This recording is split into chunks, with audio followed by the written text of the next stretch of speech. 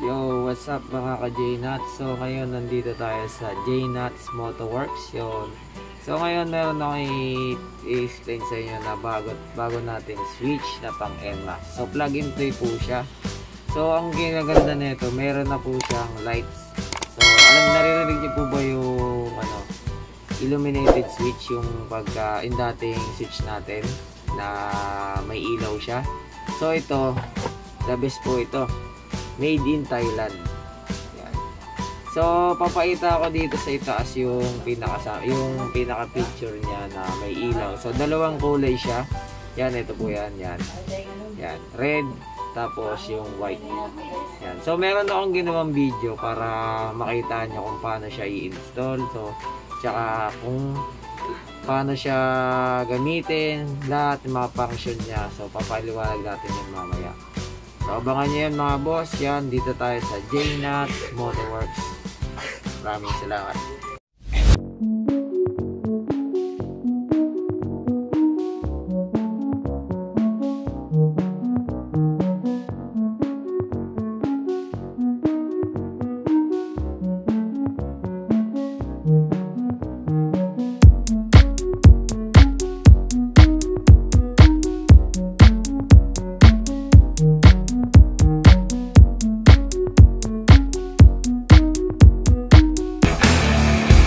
A few moments later.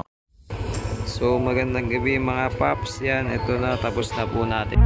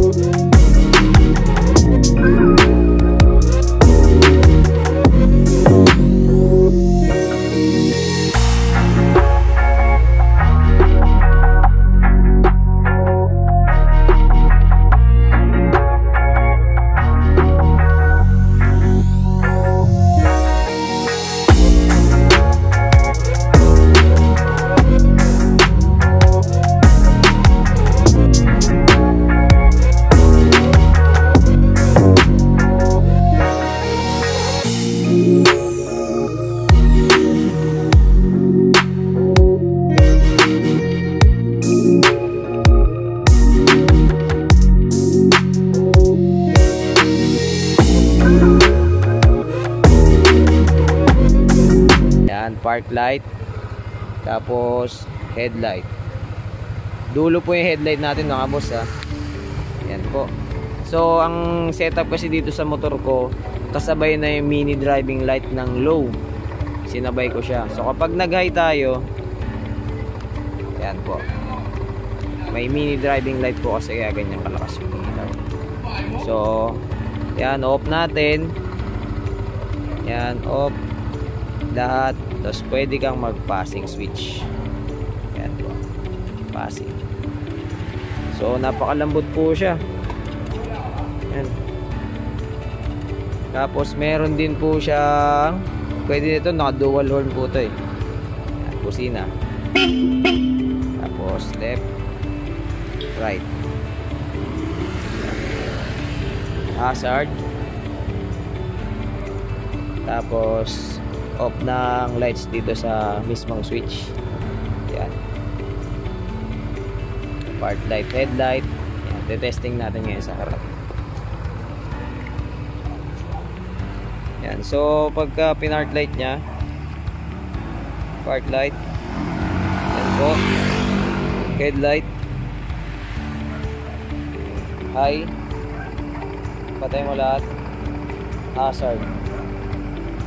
So yan, maririnig nyo, maandar yung motor, meron siyang kill switch. Sige, kill switch mo. Ayan, namatay. So hindi nyo mapapaandar. On mo ulit. And lights. Ayan po. Available po yan sa J-Nuts Motoworks. Ayan. Limited stock lang po ito mga boss ha. Ayan.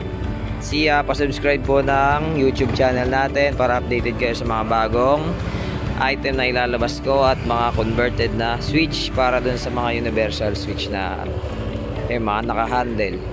Yan. This is J-Nuts Motoworks. Yan. Maraming salamat. See you.